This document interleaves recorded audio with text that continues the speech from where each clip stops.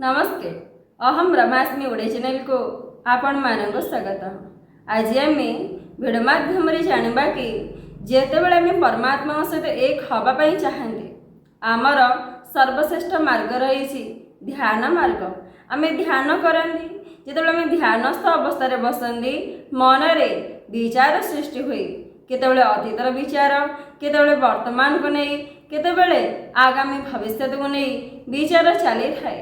विचार समाप्ति होई न थाए। यदि विचार समाप्ति न हब आमे किपरि परमात्मा सहित एक हवा तो मन रे एमिति विचार मध्य आसी थाए।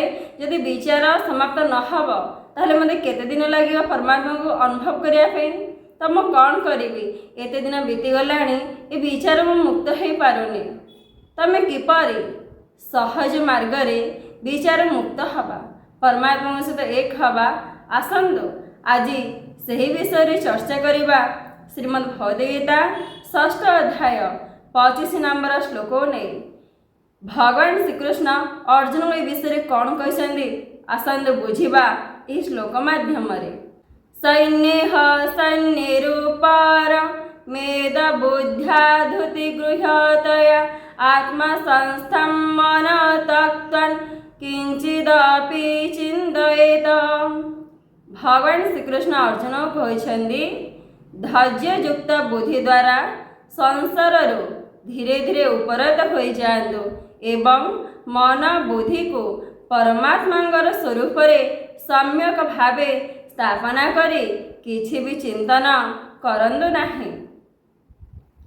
आमे जितेबाला जाने जाऊ आत्मस्वरूप आम स्वरूप होची आत्मस्वरूप ब्रह्मस्वरूप शरीर धारण करछि सत किंतु मो प्रकृत में शरीर नुह।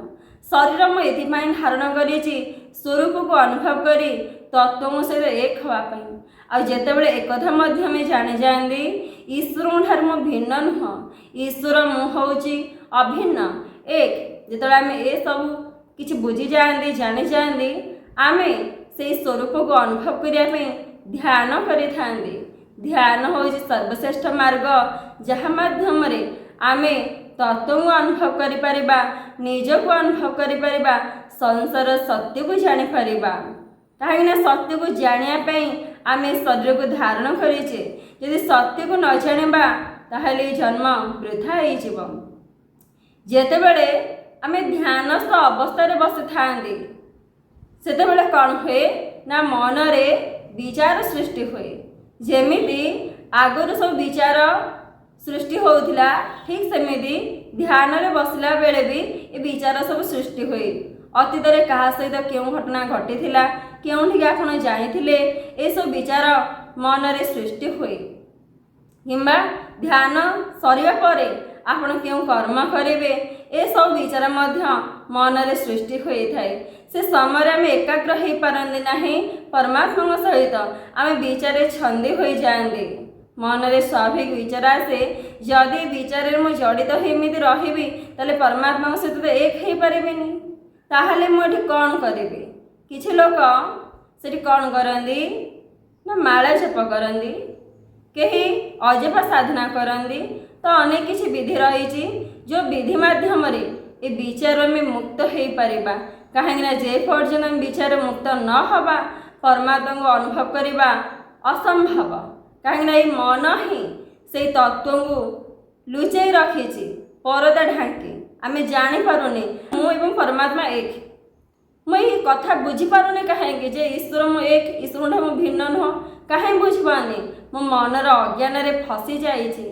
इंद्रिय मानकर स्वभाव में मु फसी जाइछि। इंद्रिय मन जोपरी मत विनियोग कर व्यवहार कर व्यवहारित होछि से मो स्वरूप को बुझीपारुनी कि चिन्ह पारुनी तो मो पाखरे थाई कि भी जानीपारुनी। केवल ये मनर विचार कबलित हवा द्वारा मनर संस्कार संस्कारित हवा द्वारा ये मन जो मुक्त हो पारि तो तत्व को अनुभव मु निश्चय करि। आमको प्रथमे विचार मुक्त हवा पड़ो। जितेबाला आप ध्यान करुछंदी मन रे विचार सृष्टि होची गोटे विचार को धरी रखंतु मन रे गोटे विचार धरी रखंतु। जितेबाला ये सब विचार सृष्टि होची जे मते परमात्मा सहित एक हबार रही जदि ए सब विचार मो भितर सृष्टि हम ताहले परमात्मा को मुझे किपरि अनुभव करी। तो जितेबाला विचार आसूची आप गोटे कथा मन में बसी दिंतु जे मत परमात्मा को अनुभव करार अच्छी। जदि विचार चलो तत्व को अनुभव करवा मो विलम्ब हम तो आप एमती विचार मन में बसईदेवे जो सब विचार सृष्टि होची से विचार कौन हम ना धीरे धीरे कमिब कहीं आप परमात्मा विचार रखिले जे मत केवल परमात्मा सहित एक हबार अच्छी। जो आप लक्ष्य को निर्धारण करदे ए सब विचार आपन को विचलित करें ना। तो जिते विचार भी सृष्टि होची मन में एमती आपन करें से विचार को भलर आख्या देवे ना कि खराब आख्या भी देवे ना। मनकर क्या सहित कौन गोटे घटना घटी जाइए से ही विचार ध्यानस्थ अवस्था मन पड़ा आपड़ से खराब रूप देवे ना। क्या सहित कौन गोटे भल होती से विचार वर्तमान समय आप भितर आसला सेटा को भी भलर आख्या देवे ना। आप भल कि खराब आख्या न देवे से विचार एमती किसी समय सृष्टि हम तापर धीरे धीरे धीरे धीरे शांत हो कहीं जो आप कौन प्रकार भल खराब ये सब न सृष्टि कले से विचार बेसी समय चलो ना से धीरे धीरे कौन हो थमीज। गोटे काम करेंगे मन में लक्ष्य बसइबे जे मत परमात्मा सहित एक हबार अच्छी। द्वितीयतः कौन सी विचार को आपण भल कि खराब आख्या देवे ना कहीं परमात्मा को अनुभव करने को हेले आमको भल मंद दीटा को छाड़ा पड़ो। भल मंद दीटा को छाड़ा आमको कौन मिल ना जोटा आपण को स्वरूप अच्छे से प्राप्त करेंगे जमीक परमानंद सुख रही। आप संसार किंचित दुख को छाड़देले किंचित सुख को छाड़देले आप चिरंदन सुख शांति आनंद प्राप्ति हम जोटा कि संसार कदापि ना केवल परमात्मा स्वरूप रही आपणकर स्वरूप रही से शांति आप सहीटा को अनुभव करेंगे। से भगवान कहले धैर्य धरवा पड़ो जे आज ध्यान करदेली काली जे परमात्मा को अनुभव करदेवी ताहा नुह समय लगे।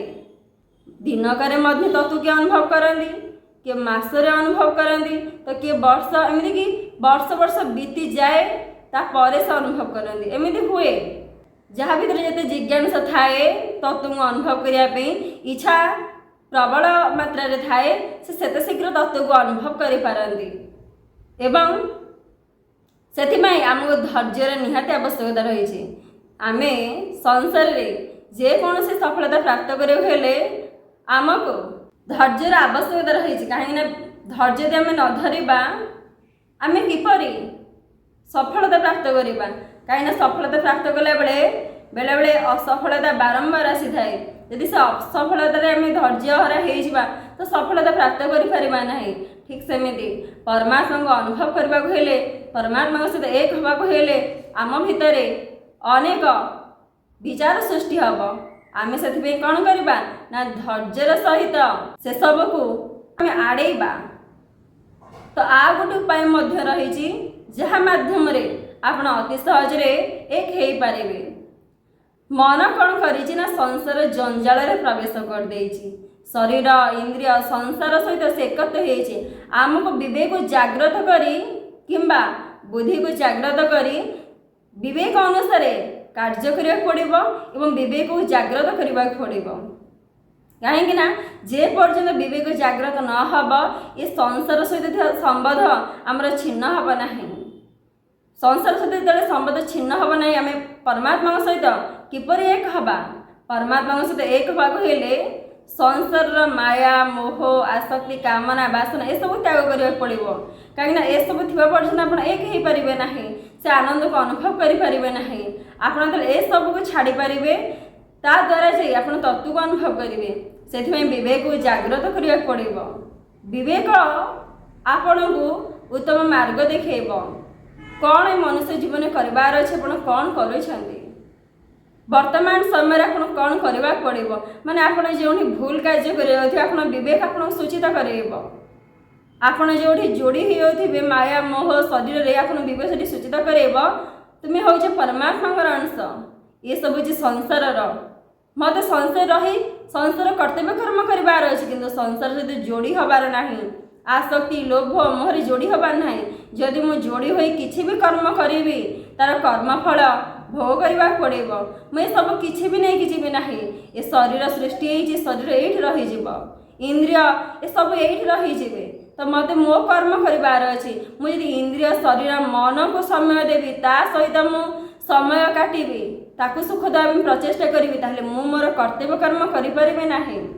आपण जेतबेले शरीर इंद्रिय मनर ऊर्ध्वକୁ जाइपारे विवेक माध्यम संसार केउं कार्य करेंगे आपण ताहा जानीपारे। जो ज्ञान आपण को गुरुदेव दियंती से ज्ञान आपण को विवेक दब। से कहुए विवेक जाग्रत कर संसार कर्म कर, कहीं जेपर्यंत विवेक शोई पड़ब से पर्यंत मनर राजती चलो। मन जहाँ नहीं ताहा आपण द्वारा करेब। संसार आज जो भी कुकर्म सब चली, दुर्नीति चली, जहाँ भी सब चली, अन्याय अत्याचार, समस्ते मनर कबल पड़ी कर्म कर बुझीपार कर्म एटा नुह जोड़ा से कर कर्म किसी अलग रही।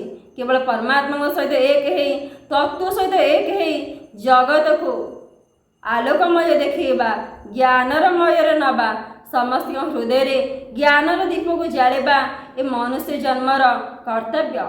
किंतु मनर जंजाल पड़ा द्वारा, विवेक शोई पड़ा द्वारा मन कौन करुच्ची, जहाँ नहीं ताहा ए शरीर माध्यम करोची, शरीर मध्य करुच्ची। शरीर जानूनी जे कौन से कर्म करुच्ची, मन ताको परिचालना करुच्ची। जेपरी संस्कार रे मन संस्कारित होउची, सेहीपरि कर्म सी ए शरीर द्वारा करोची। तो आमको विवेक जाग्रत करिया पड़ेबो, बुझा पड़ो जे संसार सबकि परिवर्तनशील नष्टशील। ए शरीर परिवर्तनशील, इंद्रिय मन सबकि परिवर्तनशील। दिने सृष्टि दिने नष्ट होइजिबे, किंतु मो स्वरूपर परिवर्तन नाही, वियोग नाही। मु होइछि चिरंतन आनंद स्वरूप, मोर जन्म मृत्यु नाही। मो सदा सर्वदा आनंद स्वरूप। मते आनंद बाहर खोजबार ना, कौन से शरीर में भौतिक वस्तु पदार्थ में आनंद खोजबार ना। मो स्वरूप सर्वदा आनंद रही। जदि मु विवेक अनुजाई संसार कर्म करी, तेबे से आनंद को अनुभव करी। यदि मन अनुजाई मु कर्म करे, ताहले कौन हम ना, मु किछि क्षण दुख किछि क्षण सुख को मु अनुभव करी। तो ये सुख दुखरे बुली बुली बुली बुली शेष ए शरीर मृत्यु हो, पुनर्बार हो, 84 लाख जन भ्रमण करने को हम। से मत समय थाउ थाउ विवेक जाग्रत करिया पड़ेबो। विवेक जाग्रत कले मन जेतेबेले संयमित हब, आपण तत्व सहित एक हवा, आपण केही भी बाधा सृष्टि करि परिबे नाही। कहीं मन से निर्विचार अवस्था रहिबो, विवेक द्वारा आपण कर्म करुथिबे। आपण भितरे कामना वासना लोभ मोह ये सब किसी भी नथिबो, तो आपण खूब अति सहजरे तत्व सहित एक हो पारे। से इच्छा सृष्टि हवा दरकार, से विवेक जाग्रत करने दरकार। विवेक शोई पड़े आम संसार में पशुतुल्य कर्म करवा। कहुए रामचरित मानस सत्संग विवेक न होई। जितेबाला मनीष सत्संगम कर, जितेबाला मनीष सत्य को जान से भीतर विवेक जाग्रत हम। जिते विवेक जाग्रत हम, से विवेक अनुजाई कर्म कर। एक कहुए विवेकहीन पशु ही सामान।